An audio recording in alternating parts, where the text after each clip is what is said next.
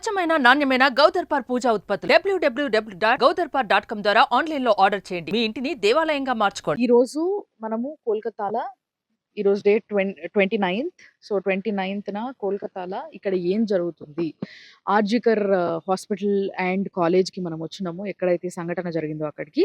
అయితే first of all నేను ఇక్కడ ఇప్పుడు ప్రస్తుతం ఉన్న బిల్డింగ్ ఏదైతే నా వెనకాల కనిపిస్తున్న బిల్డింగ్ ఉందో ఇది ప్రిన్సిపల్ రూమ్. ఈ బిల్డింగ్ లోనే ఉంది. లోపల ఓనికి ట్రై చేస్తే పోనిస్తలేరు. అయితే మనందరికీ తెలుసు ప్రిన్సిపల్ అనగానే ప్రతి ఒక్కరు మీడియాలో ఈ రోజు చూస్తున్నది సందీప్ ఘోష్ అనే ప్రిన్సిపల్ ఎవరైతే ఉండేనో ఈ ఘటన జరిగినప్పుడు. ఈ ఘటన జరిగిందన్న విషయం తెలుసుకోగానే ఇమీడియట్ గా రిజైన్ చేసి వెళ్ళిపోవడం అనే విషయము చాలా చాలా అనుమానాస్పదంగా ఉండే. అయితే ఆయన రిజైన్ చేసి పోయిన తర్వాత ఏదైతే ఇక్కడ గవర్నమెంట్ ఉందో ఆ గవర్నమెంట్ ఏం చేసిందంటే స్టేట్ గవర్నమెంట్ ఆయనని విత్ ఇన్ 12 hours వేరే గవర్నమెంట్ కాలేజ్ లో ప్రిన్సిపల్ గా అకామిడేట్ చేయడం అనేది చాలా విచిత్రమైన విషయం. అసలు ఇట్లా ఎక్కడా జరగదు, అలాంటిది జరిగింది. దాని తర్వాత స్టేట్ హైకోర్టు ఏదైతే ఉందో హైకోర్టు ఆయనని లాంగ్ లివ్ తీసుకోమని చెప్పేసి అనడం జరిగింది. దాని తర్వాత ఆయనని అరెస్ట్ చేయడం జరిగింది అని కొందరు అంటున్నారు. బట్ ఇంకొంతమంది ఏంటంటే సిబిఐ జస్ట్ విచారణకు తీసుకెళ్ళింది 24 గంటలు అని చెప్పి కొందరు అంటున్నారు. సో ఇదంతా జరిగింది సిబిఐ చేతికి వెళ్ళిన తర్వాత కొన్ని విషయాలు బయటికి రివీల్ అవ్వడం కొంచెం కష్టంగా ఉన్నప్పటికీ, అయితే ఇప్పటి వరకు ఇక్కడ నేను గ్యాదర్ చేసుకున్న కొన్ని విషయాలు, కొన్ని ఆల్రెడీ మీడియాలో ఉన్న విషయాలు ఏవైతే ప్రిన్సిపల్ గురించి ఉన్నాయో వాటి గురించి ఒకసారి డిస్కస్ చేస్తే, ఎవరైతే ఈ అత్యాచారానికి పాల్పడ్డారో ఆయన పేరు సంజయ్ రాయ్. సో ఈ సంజయ్ రాయ్ అనేటైనా ఈ సందీప్ ఘోష్ అనే ఎవరైతే ప్రిన్సిపల్ ఉన్నారో ఈయనకి బౌన్సర్ గా పనిచేస్తాడంట. అంతేకాకుండా అండ్ ఈయన పైన అలీ అఖ్తర్ అని ఒక వ్యక్తి, అఖ్తర్ అలీ అని చెప్పేసి ఇక్కడ ఎక్స్ సూపరింటెండెంట్ గా వర్క్ చేసిన ఒక వ్యక్తి 20 సంవత్సరాలు ఈ పలానా కాలేజ్ లో ఆయన సూపరింటెండెంట్ గా పనిచేసిండు. సో 20 సంవత్సరాలు ఆయన ఇక్కడ పనిచేసినప్పుడు 2021 లా ఎప్పుడైతే ప్రిన్సిపల్ గా సందీప్ ఘోష్ ఇక్కడికి అపాయింట్ అయ్యి వచ్చిండో అప్పటి నుంచి కూడా ఆయనని ఈ అఖ్తర్ అలీ అనే వ్యక్తి అబ్జర్వ్ చేయడం జరుగుతుంది. సో ఎప్పుడైతే ఫస్ట్ టైం ఆయన కాలేజ్కి వచ్చిండో అప్పుడు కొంతమంది స్టూడెంట్స్ ఆయనని తరిమినట్టుగా, అంటే ఆయనని తరిమి నువ్వు వద్దు, నువ్వు ప్రిన్సిపల్ గా మాకు వద్దు అని చెప్పేసి తరిమి కొట్టినట్టుగా ఆయన చెప్పడం జరిగింది వీడియోలో. ఆ వీడియోని నేను సేకరించిన, అది కూడా మీకు మా వాళ్ళు పక్కన ప్లే చేసి చూపిస్తూ ఉంటారు. సో ఫస్ట్ ఆయన చెప్పింది ఏంది అని అంటే 2021 లో ఎప్పుడైతే సందీప్ ఘోష్ అనేట ఆయన ప్రిన్సిపల్ ఇక్కడికి వచ్చిండో అప్పుడు ఇక్కడ కొంతమంది స్టూడెంట్స్ ఆయనని యాక్సెప్ట్ చేయకుండా ఆయనని తరిమి కొట్టడము, ఆ తరిమి కొట్టిన దగ్గర నుంచి కూడా ఆయన తప్పించుకొని వచ్చి మళ్ళీ ప్రిన్సిపల్ గా అక్కడ కూర్చోవడము, అండ్ అప్పటి నుంచి ఆయన అరాచకాలు మొదలు పెట్టడం అనేది మొదలు పెట్టిండట. సో అంటే అరాచకాలు చేయడం అనేది మొదలు పెట్టిండట. ఎలాంటి అరాచకాలు అంటే ప్రతి దాంట్లో ఏ కాంట్రాక్ట్ ఇవ్వాలన్నా కానీ ఈయన 20% దాంట్లో అడిగేటోడట. ఫర్ ఎగ్జాంపుల్ ఏదైనా మెడిసిన్స్ది కావచ్చు, లేకపోతే ఏదైనా బయోమెడికల్ వేస్ట్ కావచ్చు, లేకపోతే ఏదైనా contract like house keeping contract కావచ్చు, ఆఖరికి బాత్రూమ్స్ క్లీనింగ్ కాంట్రాక్ట్ ఏదైతే ఉందో దాంట్లో కూడా 20% అమౌంట్ని ఆయనకి ఇస్తేనే ఆ కాంట్రాక్ట్ వాళ్ళని యాక్సెప్ట్ చేస్తాడనమాట, వాళ్ళని తీసుకుంటాడనమాట.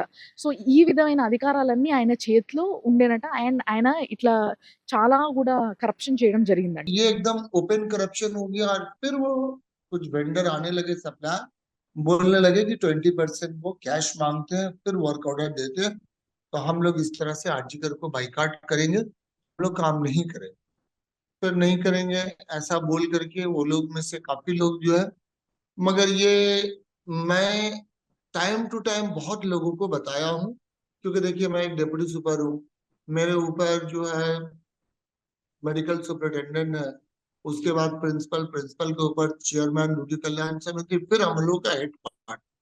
मैंने सब जगह बताया, मगर मैं देखा कि कोई एक्शन नहीं हो रहा।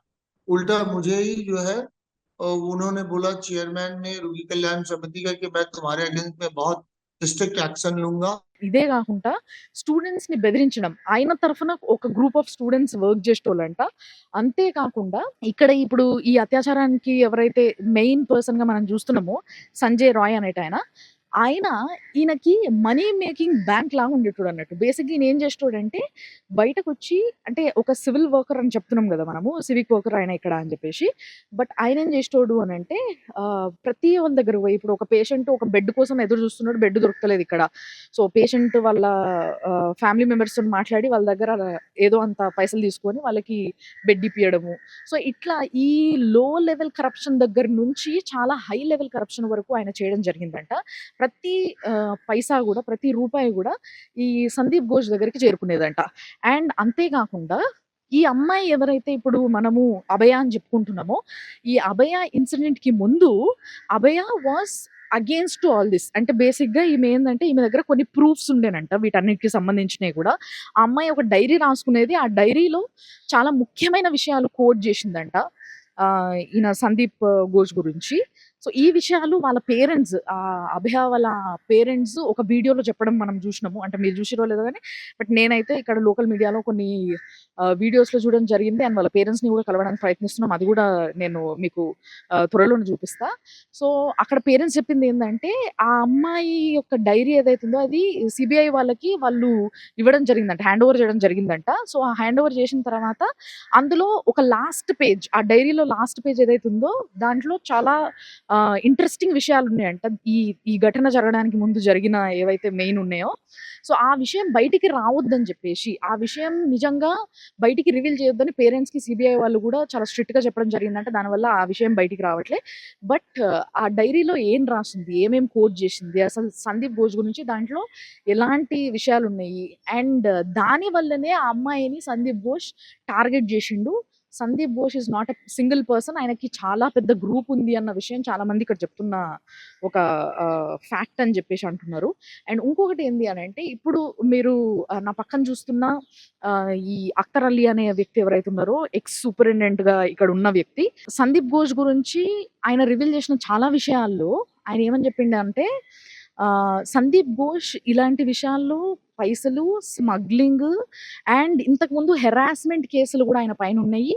అంతే గాకుండా వీడియోలో ఒక ప్లేస్‌లో మీరు బాగా విన్నట్టయితే కొంతమంది ఎంప్లాయీస్‌ని ఇక్కడ వర్క్ చేసే వాళ్ళని ట్రాప్ జేసి ఒక గెస్ట్ హౌస్‌కి తీసుకెళ్ళి తాగించి అండ్ ఇంకా చాలా విషయాలు చేసేటోడు.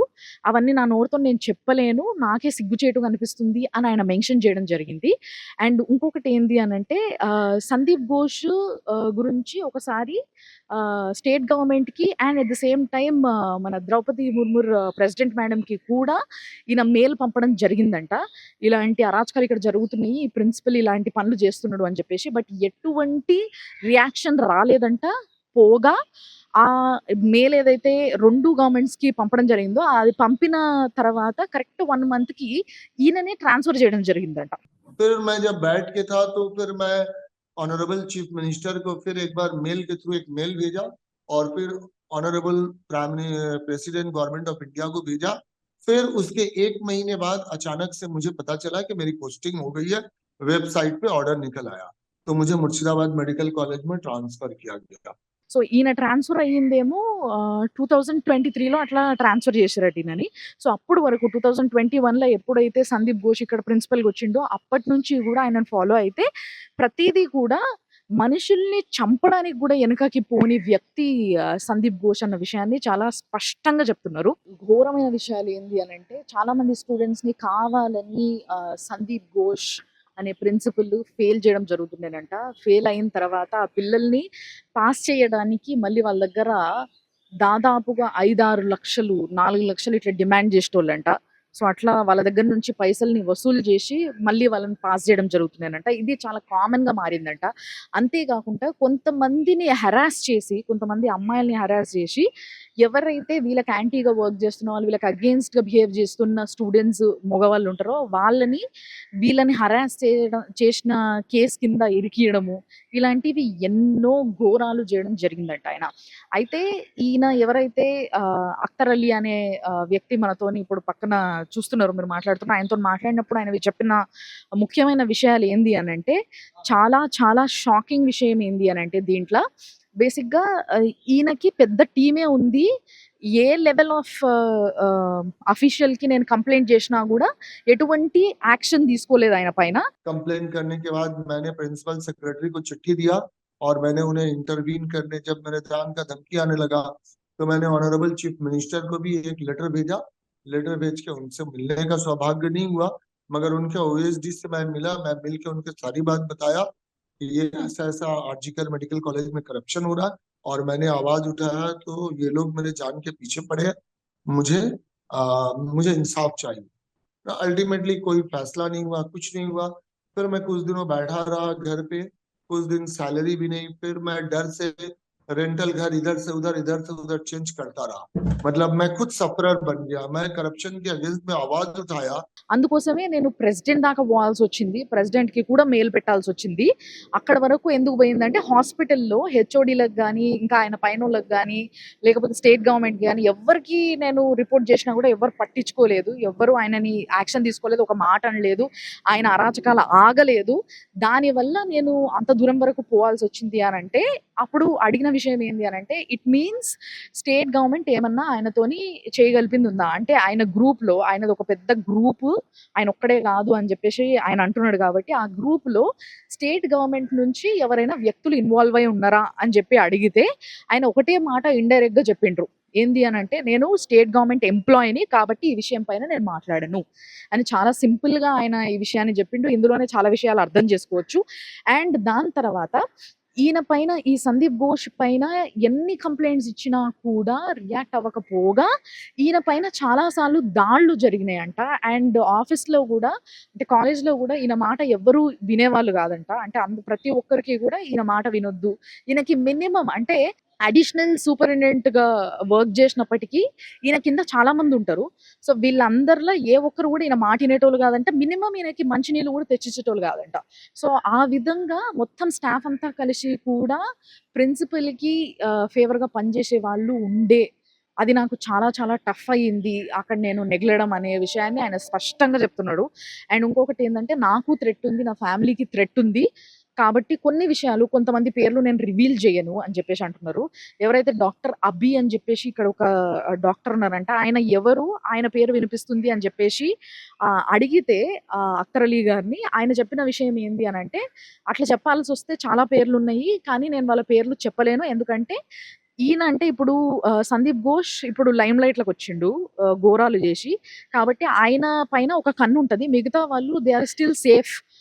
వాళ్ళు అసలు ఇంకా బయటికి రాకుండా వాళ్ళని వాళ్ళు కప్పిపుచ్చుకొని సేఫ్‌గా ఉన్నారు. సో వాళ్ళు నాకు థ్రెట్ చేసే అవకాశం ఉంది. నా ఫ్యామిలీ పైన, నా లైఫ్ అంతా కూడా ఇదైపోతది. కాబట్టి నేను వాళ్ళెవరి పేర్లు తీయను. సారీ ఏమనుకోకండి అని చెప్పేసి ఆయన చెప్పడం జరిగింది. సో ఈ విధమైన వీడియో మనకి దొరకడం అనేది, నేను ఈ ఈ విధమైన వీడియోని మొత్తం కంప్లీట్‌గా ఆయన ఏం మాట్లాడిండో అదంతా కూడా ట్రాన్స్‌లేట్ చేయడం జరిగింది. సో దీంట్లో స్పష్టంగా ఆయన చెప్పిన విషయాల్ని మాత్రమే నేను క్లియర్‌గా ట్రాన్స్‌లేట్ చేసిన. కాబట్టి ఇంకా ఇలాంటి విషయాల్ని నేను మీకు ఇంకా షేర్ చేస్తూనే ఉంటా. మీరు చూస్తూనే ఉండండి సుమన్ టీవీలో. ఎక్స్‌క్లూజివ్‌గా కోల్‌కతా నుంచి ఈరోజు నేను కోర్ట్‌కి అండ్ ఎవరైతే అభయ ఉన్నారో ఆవిడ ఇంటి దగ్గరికి వాళ్ళ పేరెంట్స్‌తోని మాట్లాడడానికి కూడా ప్రయత్నిస్తున్నా నేను. సో సూన్ ఆ అప్డేట్స్‌తోని నేను మీ ముంగటికొస్తా. చూస్తూనే ఉండండి సుమన్ టీవీ.